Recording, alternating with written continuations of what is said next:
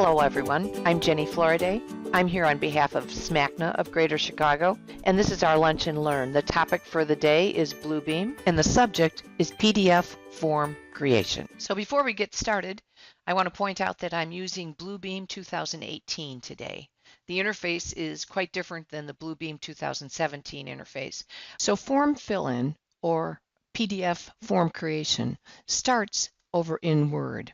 You're looking at a Word document right now that I created, and it's nothing fancy. I inserted a table at this point of the document, but I could have just typed first name colon, done an underline, last name colon, done an underline, and so on. I added in a couple of checkboxes, and I did this by going into the developer, going into the legacy tools and clicking on the checkbox field. After creating this, I went in and did a file save as, and I changed the save as type from docx to PDF, and I gave it a different name. I'll put in a version 2 here so that I don't overwrite anything.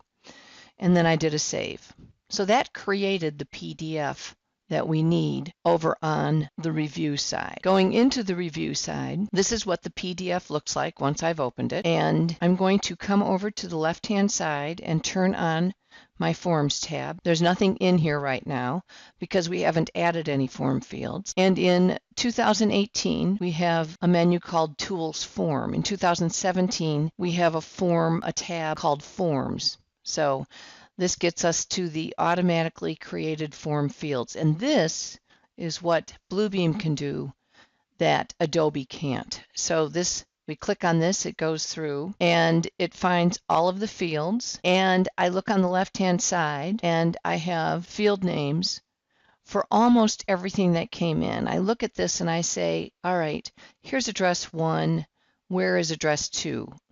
So I'm going to click on address 2, and they called it state. So the first thing I'm going to do is right-click and do a rename, and I'm going to call that address 2. Now, somehow when it converted, it came up with an extra field that I'm just going to click on and delete.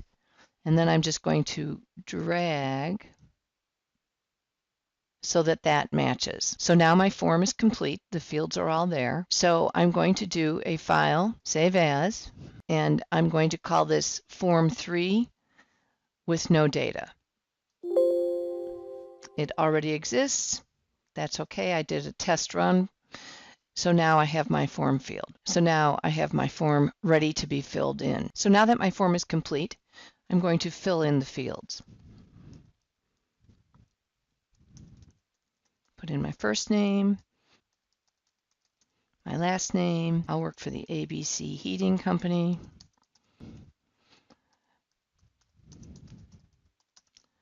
Make up an address.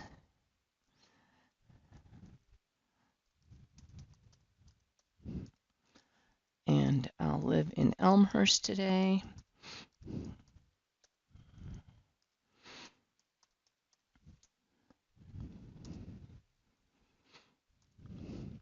And I'll put in my phone number.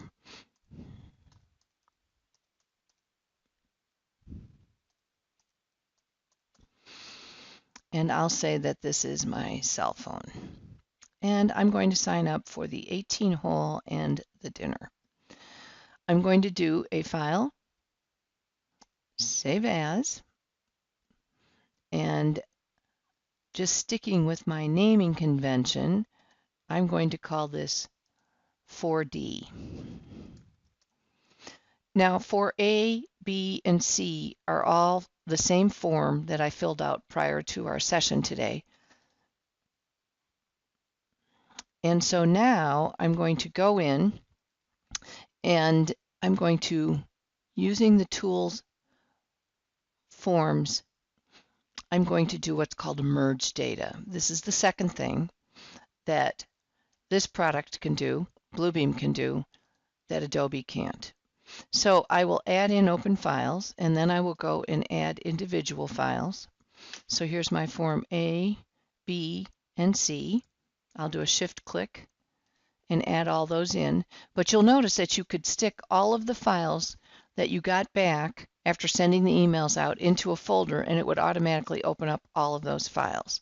I'll click OK. And now what it wants to do is to create a CSV file. That's like a very simplified Excel file. CSV stands for comma separated values. And I'm going to call this merged data. And I'll click on save. When I look at my folder, I see merged data.csv displayed. And when I double click on that, it will automatically open the Excel sheet. And here's what the sheet looks like. And I'm going to spread out all these columns so that we can see what goes on here. I'm going to add a name to this column, and I will call it form name. So you can see that all of the data has easily transferred in here. And if I am working in this table and I use the feature called Format as Table, I'll click OK here, it will add column titles to the top of each column, and I can go in and sort by any of these columns, and it automatically pulls the entire row with it. The other nice feature about the table format is I can go and turn on a total row. And I know for our example, we don't have any numeric fields like showing you what the tally of the amount for dinner might be. But if we did, looking down below here, it could go in and it could sum it. Just as it did, it summed these three -1s. Make sure that after you're done opening the CSV file that you do a file save as. And you're going to want to change the save as type over to an Excel workbook. And then you'll do a save. And I'll say, yes, I want to replace the previous version of this file. So one other point that might be of interest is you may be wondering if you sent your form out to someone who didn't have Bluebeam, would they be able to complete it? Yes, they could easily download the file. It would open up in Adobe and they could complete the whole thing without a problem. So that is our form fill-in feature. I hope you like it. I hope I explained it well enough that you can use it. It's a great feature. As I said, the automatic fill-in of the fields and the merging of the data is only present in the Bluebeam Extreme version of the product. But if you just had one copy of that, you could easily go in and modify the form after the automatic fields were put in if you needed to. Okay, that's it. I hope that you enjoyed the session, and good luck to you.